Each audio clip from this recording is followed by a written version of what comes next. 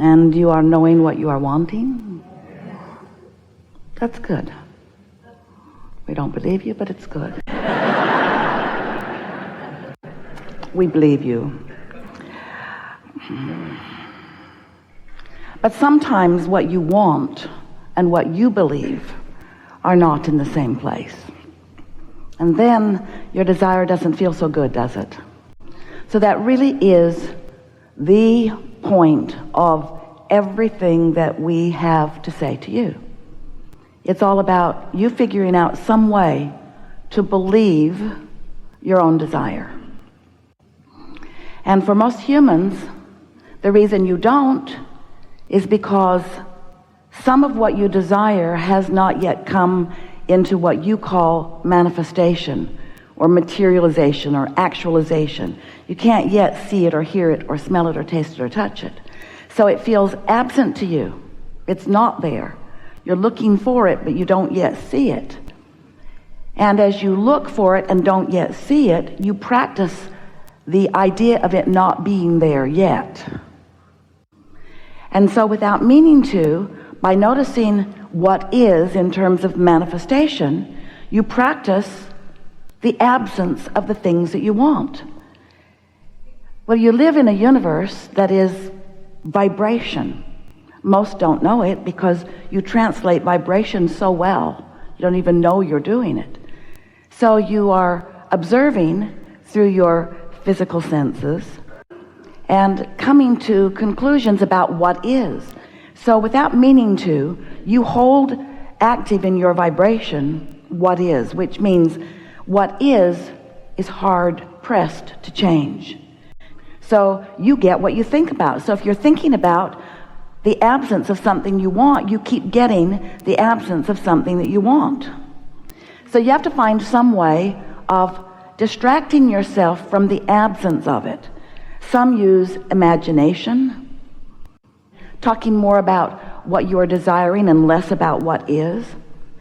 If we can convince you about this vibrational reality that you've already created, where all of your desires are already all framed up vibrationally, if we can get you to begin trying to sniff out that vibrational reality instead of focusing so much upon the see it, hear it, smell it, taste it, touch it, already materialized reality, then things will speed up for you. But even more than you getting from where you are to where you want to be more quickly, it's that you will feel better along the way, and that really is the whole point. You did not come here to accomplish destinations. You came here to discover destinations, goals, dreams, things that you want, because it's so joyful, the movement toward them.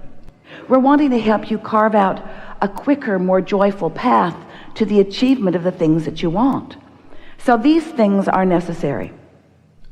It's important that you accept that you are a vibrational being in a vibrational universe.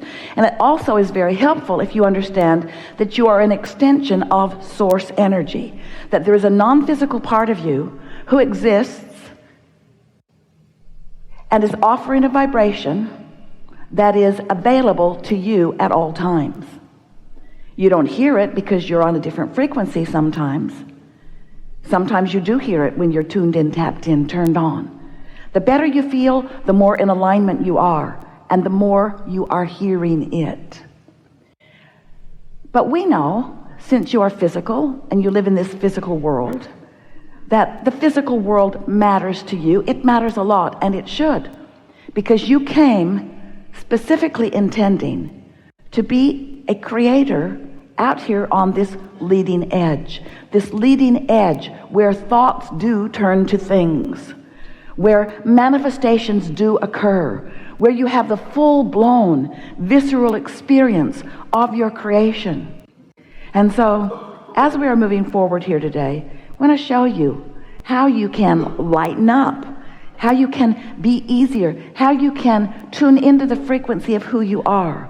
I want to help you to discover in very real terms so that you can apply it whenever you want to, which from our point of view, if we were standing in your physical shoes, would be all of the time, so that you can tune to the frequency of that broader knowing. When you are standing in your now, offering your attention to whatever it is you're offering your attention to, you have much more creative control than you know.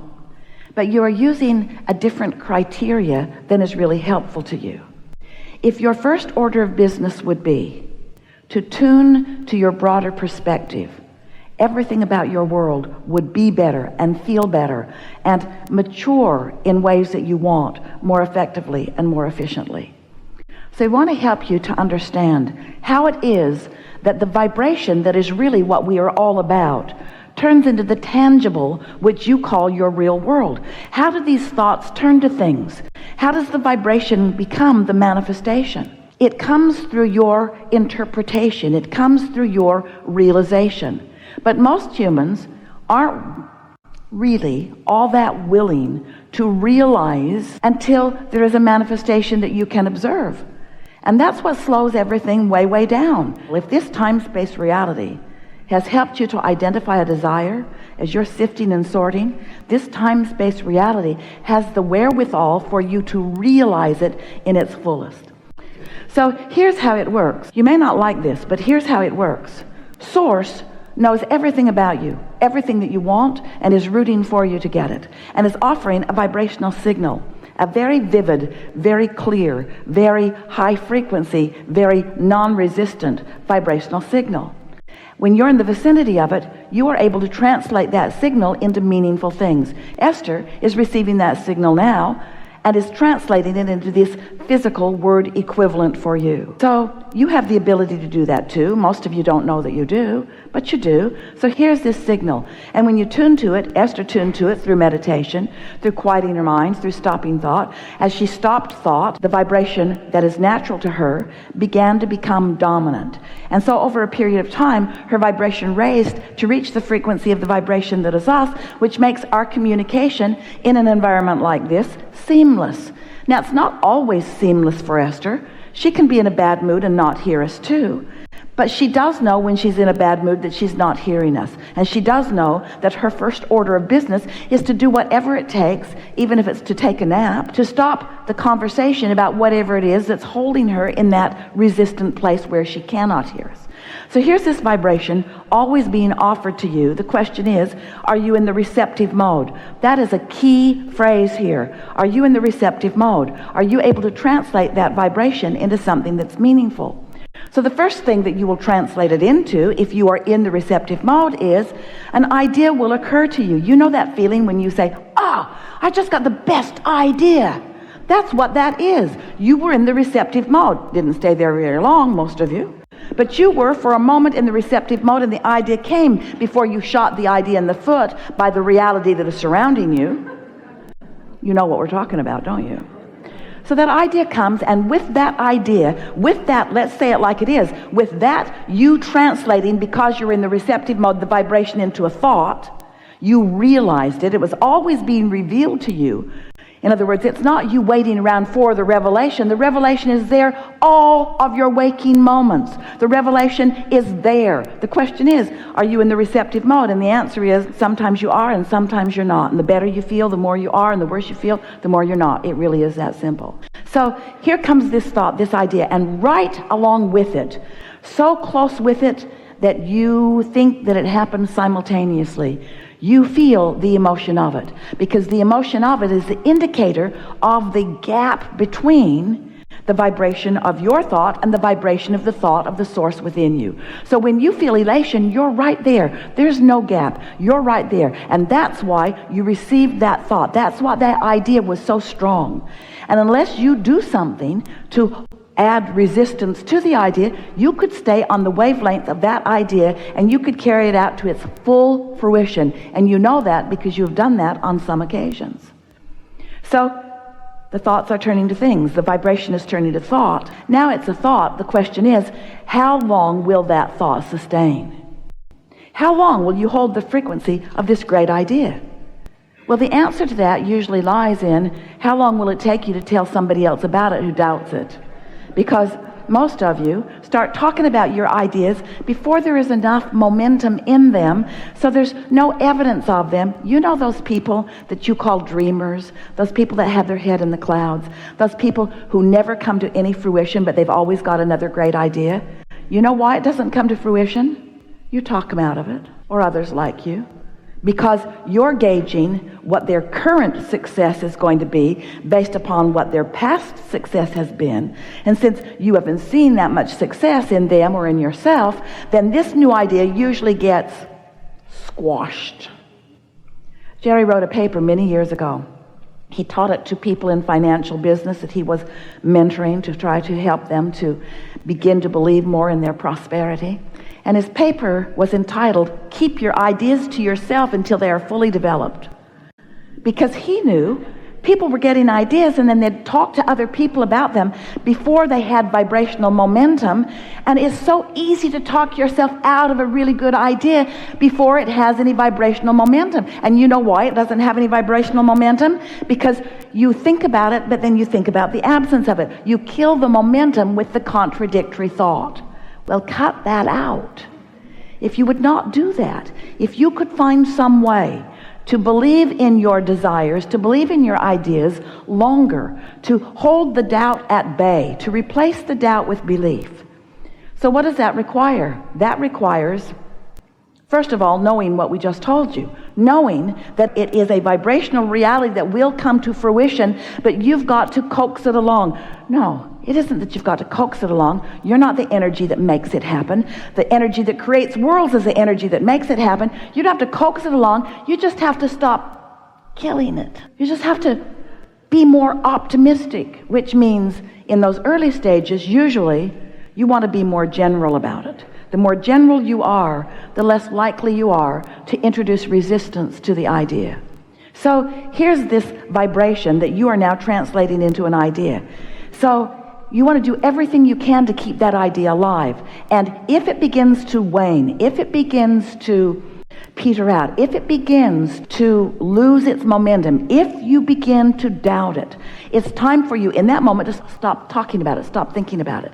Because at that point, the more you talk about it, the more you introduce more of the contradictory energy to it.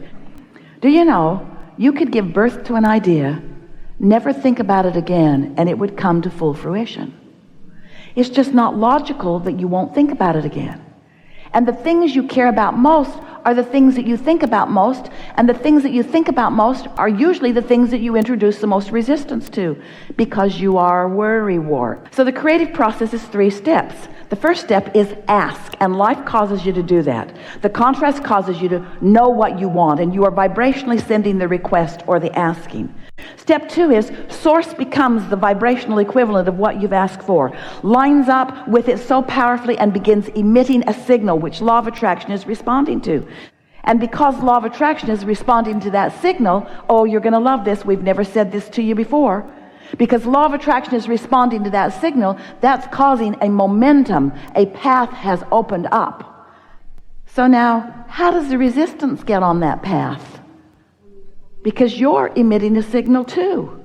You're standing here in the reality that you call life, having your opinions about it, about the same subject that Source has an opinion about, a clear, sure opinion calling you toward it, but you've got an opinion that might not be going with the flow of it. And that's what causes resistance to be upon the path. Because you get to think about things too. You get to think about them. You should think about them. That's how you carved out the desire to begin with.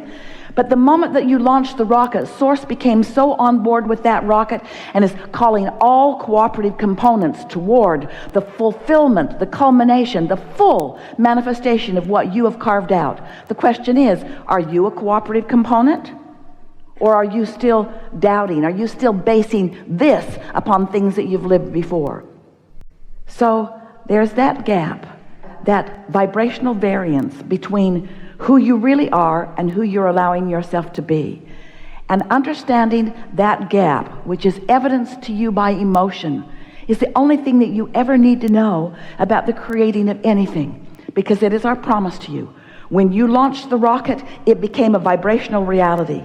And now you have every means available to you for you to become in the receptive mode so that you can translate that vibrational reality into the full-fledged, manifested, see it, hear it, smell it, taste it, touch it reality.